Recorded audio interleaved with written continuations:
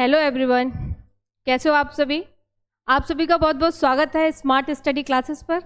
मुझे उम्मीद है कि आप सभी हमेशा की तरह बहुत अच्छे होंगे। देखिए, अब हम 2025 के लिए जो बच्चे एग्जामिनेशन दे चुके हैं उनकी उम्मीद है मुझे पेपर आप सभी के बहुत अच्छे गए होंगे।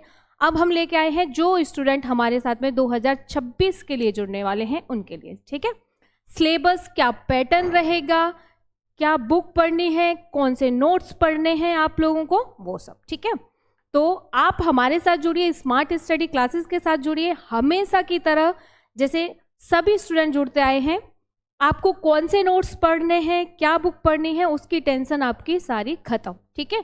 सारी रिस्पॉन्सिबिलिटी हमारी है, आपको सिर्फ और सिर्फ हमारे साथ जुड़ना है, स्मार्ट स्टडी क्लासेस के साथ में जुड़ना है, ठीक है। चलिए, तो न्यू सिलेबस 2026 के लिए क्या एग्जाम पैटर्न रहेगा, कौन सी आपको बुक्स पढ़नी चाहिए, कौन से नोट्स पढ़ने चाहिए, ये सब आज हम डिस्कस करने वाले हैं, ठीक है। चलिए, कैसे आप 2026 में स्मार्ट स्टडी क्लासेस से पढ़ के 90+ स्कोर कर सकते हैं, ठीक है। ये आप ऐसे ही बोलने को नहीं बोल रहे हैं, हम कितने लाखों स्टूडेंट हमसे पढ़ चुके हैं, आपके नोन होंगे, काफ़ी आपके फ्रेंड सर्कल में होंगे, आपके बड़े बहन भाई होंगे, एक बार उनसे पूछ के देख लीजिएगा, ठीक है। चलिए, सिलेबस की हम बात करते हैं सबसे पहले। तो देखिए, 5 यूनिट मैं आपको बता देती हूँ। इंट्रोडक्शन अपना, मेरा नाम है वर्षा सिंह, मैं आपकी बायोलॉजी एजुकेटर हूँ। मैं स्मार्ट स्टडी प्लेटफॉर्म पे आपको बायोलॉजी की तैयारी कराऊंगी, ठीक है। चलिए, सिलेबस हम डिस्कस करते हैं। हमारे पास में 5 यूनिट है, तो यूनिट देख लीजिए। सबसे पहले 5 यूनिट है हमारे पास में। फर्स्ट यूनिट है जनन यानी कि रिप्रोडक्शन। अब यहाँ पे हम ये भी साथ में डिस्कस करेंगे। स्टूडेंट पूछते हैं कि मैम कितने मार्क्स का आता है कौन सी यूनिट से, या मैम इम्पॉर्टेंट चैप्टर बता दीजिए, या मैम इम्पॉर्टेंट यूनिट बता दीजिए हमको जहाँ से हम अच्छे से तैयारी कर पाएँ, या जहाँ से ज़्यादा आने के चांसेस एग्जामिनेशन में रहते हैं, ठीक है। तो जो फर्स्ट यूनिट है हमारी जनन रिप्रोडक्शन, वहाँ से आएगा आपका 14 मार्क्स का। कितना? ये रहा 14 मार्क्स का आएगा, 14 नंबर का आएगा, ठीक है। सेकेंड यूनिट है हमारी आनुवांशिकी और विकास, ठीक है। यहाँ से आता है सबसे ज़्यादा मार्क्स का, 18 मार्क्स का। और एक और बात मैं यहाँ पर मेंशन करना चाहूँगी, काफ़ी सारे स्टूडेंट को, ठीक है, मान लीजिए 100 स्टूडेंट हैं, तो 100 में से 80 जो हमारे स्टूडेंट रहते हैं उनको ये वाला जो यूनिट है हमारा सेकंड आनुवांशिकी और विकास, यानी कि हम कहेंगे जेनेटिक्स, ठीक है। जेनेटिक्स बहुत ज़्यादा टफ लगता है, बच्चे बोलते भी हैं मैम जेनेटिक्स समझ में नहीं आया, मैम दोबारा से बता दीजिए। तो ये सबसे टफ यूनिट पड़ता है स्टूडेंट के लिए।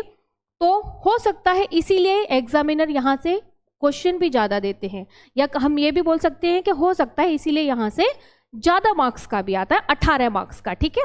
ज़्यादा मार्क्स है, टफ भी है ये यूनिट। पर आप हमारे साथ जुड़िए, स्टार्टिंग से पढ़िए। बेसिक आपका हम क्लियर करके चलते हैं, जो स्टूडेंट पढ़े हैं एक बार उनसे आप फीडबैक ले लीजिएगा, ठीक है।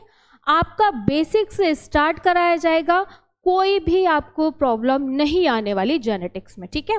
बेसिक से आप पढ़ेंगे, आपको लगेगा कि हाँ भाई बहुत अच्छा था। क्यों बोलते हैं लोग कि जेनेटिक्स समझ में नहीं आया, ठीक है, तो आपकी तैयारी वैसी कराई जाएगी, मार्क्स पूरे के पूरे आपके यहाँ पर आएंगे। जब देखिए कोई भी सब्जेक्ट हो, अगर आपका बेस क्लियर है, आपका बेसिक क्लियर है, तो फिर आप कुछ भी अचीव कर सकते हैं। अब अगर आपका बेस ही क्लियर नहीं है तो आप कितने भी बड़े, बहुत सारे स्टूडेंट बोलते हैं हम यहाँ से पढ़ रहे हैं, हम वहाँ से पढ़ रहे हैं, हमने इतना ज़्यादा पे किया है। भाई ज़्यादा पे करने से आपको कुछ समझ में नहीं आ जाएगा। हमारा आप देखोगे हमारी फीस भी उतनी नहीं है, बहुत कम फीस है, ठीक है। तो बहुत बड़े इंस्टीट्यूट से या बहुत अच्छी जगह बहुत अच्छा पे करने से आपको कुछ समझ में नहीं आएगा जब तक आपका बेस क्लियर नहीं है। सबसे पहले हम क्या करते हैं, आपका बेस क्लियर कराते हैं। जेनेटिक्स की गारंटी हम ले रहे हैं, वैसे तो पूरा ऑल सिलेबस की गारंटी ले रहे हैं, पर जेनेटिक्स कुछ बच्चे स्पेशली बोलते हैं इसलिए मैं बोल रही हूँ, ठीक है। तो उस बात की टेंशन आप छोड़ दीजिए, बहुत बेहतरीन तैयारी आपकी यहाँ पर कराई जाएगी, ठीक है। अब बात करते हैं हम थर्ड यूनिट की, जीव विज्ञान और मानव कल्याण। यहाँ से आता है हमारा 14 मार्क्स यानी कि 14 नंबर का, ठीक है।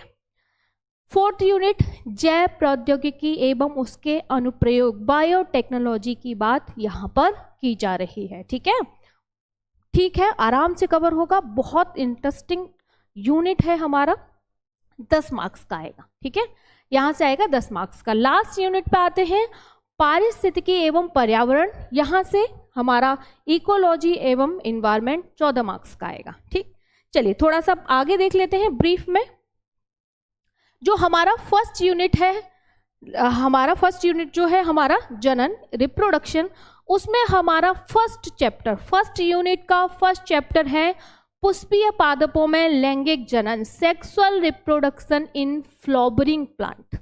ठीक है, अब देखिए कुछ बच्चे बोलते हैं मैम हिंदी में पढ़ाइए, कुछ बच्चे बोलते हैं इंग्लिश में, तो इस बार हम ये करेंगे कि हम आपको कंबाइंड पढ़ाएंगे। ठीक है, तो हिंदी में जो पढ़ना चाहते हैं उनकी भी समस्या का समाधान, जो बच्चे इंग्लिश में पढ़ना चाहते हैं उनकी भी टेंशन जो है या प्रॉब्लम है वो भी सॉल्व। ठीक है, तो इस बार मैं कोशिश करूंगी कि मैं आपको हिंदी इंग्लिश दोनों में बता के चलूं, ताकि जो हमारे हिंदी वाले स्टूडेंट हैं, इंग्लिश वाले स्टूडेंट हैं, दोनों ही अपनी अपनी लैंग्वेज में कंफर्टेबल रहे पढ़ने में। ठीक है, तो फर्स्ट यूनिट का फर्स्ट चैप्टर है पुष्पीय पादपों में लैंगिक जनन। इसमें हम क्या क्या पढ़ेंगे, इसमें हम देखो अनिषेक जनन, अनिषेक फलन, और हमारा लघु बीजाणु धानी, गुरु बीजाणु धानी या लघु बीजाणु जनन, गुरु बीजाणु जनन, भ्रूण पोष के प्रकार या ये कार्य कैसे करता है। ठीक है, पुष्प की संरचना, परागकोश की अनुप्रस्थ काट, ये सब हम इस चैप्टर में पढ़ने वाले हैं, जो कि है फर्स्ट चैप्टर हमारा। ठीक है, थोड़ा थोड़ा बताते चलते हैं। सेकंड चैप्टर है हमारा फर्स्ट यूनिट का मानव जनन। ठीक है, ह्यूमन रिप्रोडक्शन में हम क्या पढ़ेंगे, इसमें हम स्पर्मेटोजेनेसिस, oogenesis यानी कि शुक्राणु जनन, अंडाणु जनन, या हम बोल सकते हैं युग्मक जनन, गैमेटोजेनेसिस। ठीक है, स्ट्रक्चर पढ़ेंगे, रिप्रोडक्शन, फीमेल स्ट्रक्चर, ठीक है, मेल स्ट्रक्चर, दोनों इसमें रहेंगे। ठीक, यहाँ पे दे रखा है युग्मक जनन में अंडाणु जनन, शुक्राणु जनन। ठीक है, मेल रिप्रोडक्टिव सिस्टम का नामांकित चित्र, फीमेल रिप्रोडक्टिव सिस्टम का डायग्राम, ये सभी इसमें। ठीक है, और इम्प्लांटेशन कैसे होता है, फर्टिलाइजेशन कैसे होता है, ये सारा का सारा हम चैप्टर सेकंड में पढ़ने वाले। अब बात करते हैं फर्स्ट यूनिट का लास्ट चैप्टर थर्ड, यानी कि जनन स्वास्थ्य, रिप्रोडक्टिव हेल्थ। नाम से समझ में आ रहा है जनन स्वास्थ्य, रिप्रोडक्टिव हेल्थ, यानी कि रिप्रोडक्टिव हेल्थ की यहाँ पर बात की जा रही है कि कैसे रिप्रोडक्टिव हेल्थ को ठीक रखा जा सकता है, उससे रिलेटेड इसमें टॉपिक रहेंगे हमारे, जैसे कि जनन स्वास्थ्य की आवश्यकताएं, यौन संचरित रोग, एसटीडी, सेक्सुअली ट्रांसमिटेड डिजीज जो हैं उनको कैसे हम फैलने से रोक सकते हैं, रोकथाम, उपाय, उपचार और उसके कारण। ठीक है, और हमारी जितनी भी सहायक जनन प्रौद्योगिकी रहेंगी, सहायक जनन प्रौद्योगिकी रहती हैं ऐसी टेक्निक जो किसी भी बंध्य दंपत्ति को संतान प्राप्ति के लिए सहायता प्रदान करती है या संतान प्राप्ति में सहायता करती हैं। जैसे कि हमारी बहुत सारी टेक्निक आ जाती हैं, हमारी IVF हुई, हमारी जिफ्ट हुई, हमारी गिफ्ट हुई, इंट्रायूटेराइन इंसीमिनेशन हुआ, इंट्रायूटेराइन ट्रांसफर हुआ, ICSI हुआ, इंट्रासाइटोप्लाज्मिक स्पर्म इंजेक्शन हुआ, ये सारी की सारी टेक्निक आती हैं हमारी किसमें, सहायक जनन प्रौद्योगिकी में। ठीक है, यहाँ से क्वेश्चन भी कई बार पूछा जाता है कि सहायक जनन प्रौद्योगिकी द्वारा कैसे बंध्य दंपतियों को संतान प्राप्ति कराई जाती है।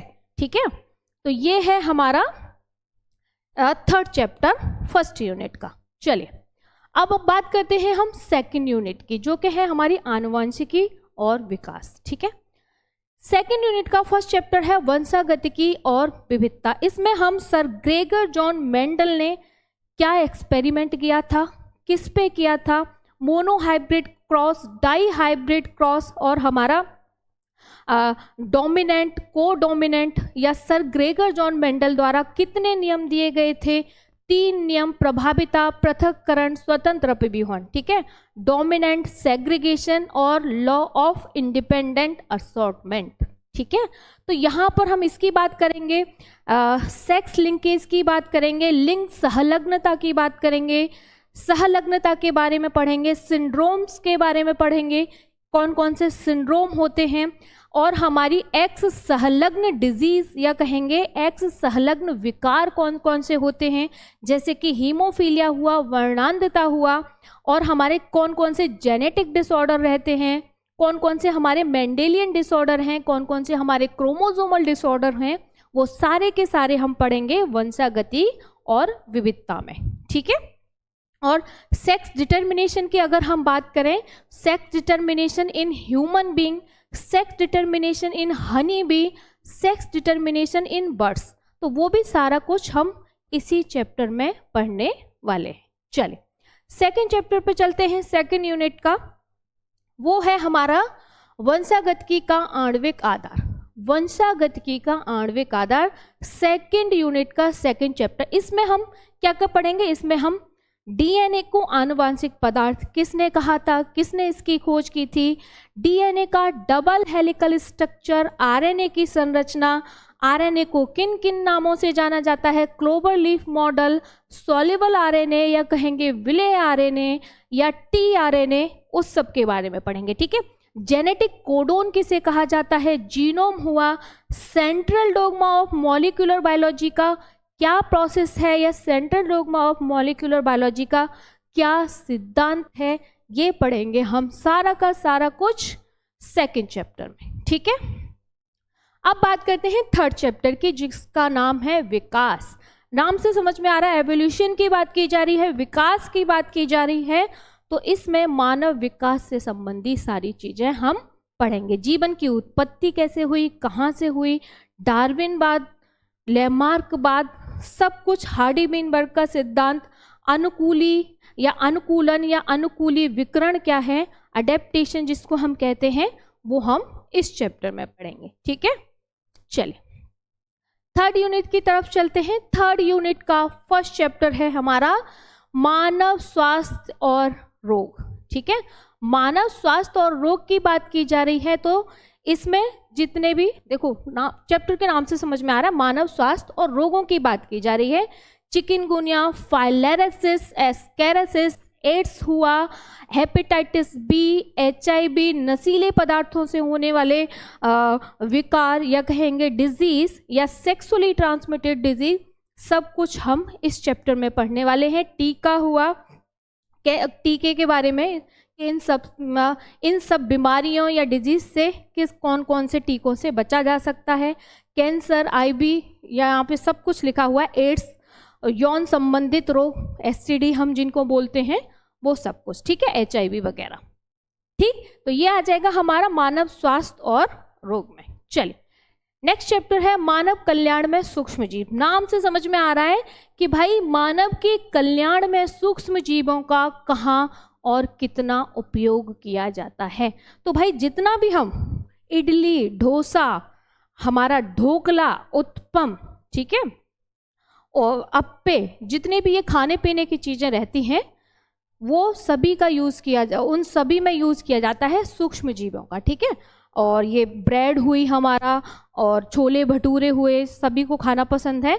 इन सभी में घरेलू पदार्थ हो गए, औद्योगिक क्षेत्रों में भी किया जाता है, दवाइयों के क्षेत्रों में भी किया जाता है सूक्ष्म जीवों का उपयोग, तो वो सब कुछ हम यहाँ पर पढ़ेंगे। ठीक है। जैव उर्वरक के रूप में भी सूक्ष्म जीवों का यूज किया जाता है। ठीक। डिकम्पोजिशन में भी सूक्ष्म जीव काफ़ी हेल्प करते हैं, तो वो सारा कुछ पढ़ेंगे हम यहाँ पर। ठीक है। चलिए फोर्थ यूनिट पे आ जाते हैं, जैव प्रौद्योगिकी और उसके अनुप्रयोग। ठीक। तो जैव प्रौद्योगिकी में हम जेनेटिक इंजीनियरिंग पढ़ेंगे, रिकॉम्बिनेंट DNA टेक्नोलॉजी। ठीक। पूरा क्या पढ़ेंगे, रिकॉम्बिनेंट DNA टेक्नोलॉजी के बारे में हम यहाँ पर पढ़ने वाले हैं। ठीक।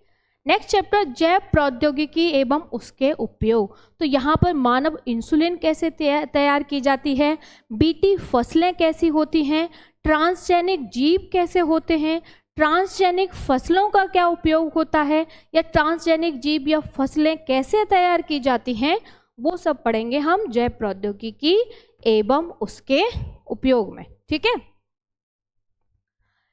हाँ, हमारा लास्ट यूनिट है यूनिट 5 पारिस्थितिकी एवं पर्यावरण। इसमें है जीव और समष्टियाँ। तो इसमें हम जन्म दर, मृत्यु दर, इकोसिस्टम, इन्वायरमेंट, सारा कुछ रहेगा वो हमारा यहाँ पर कवर हो जाएगा। ठीक है, 2 चैप्टर और हैं इसके। पारितंत्र की संरचना, जितने भी पिरामिड हैं, एनर्जी का पिरामिड, अपराइट, जो भी है वो सारे पिरामिड या ऊर्जा का प्रवाह कैसा रहेगा वो इस चैप्टर में पढ़ेंगे। जैव विविधता एवं संरक्षण 3rd चैप्टर है, ये लास्ट यूनिट का। इसमें रेड डाटा बुक, विलुप्त प्रजातियां हमारी, जैव विविधता, उसके संरक्षण, in situ conservation, ex situ conservation, वो सारा का सारा हम इसमें पढ़ने वाले हैं। ठीक है, ये है हमारा आज का क्लास 12 का सिलेबस। ठीक है, मार्क्स बता दिया है। चलिए मिलेंगे नेक्स्ट सेशन के साथ में। Bye bye, take care.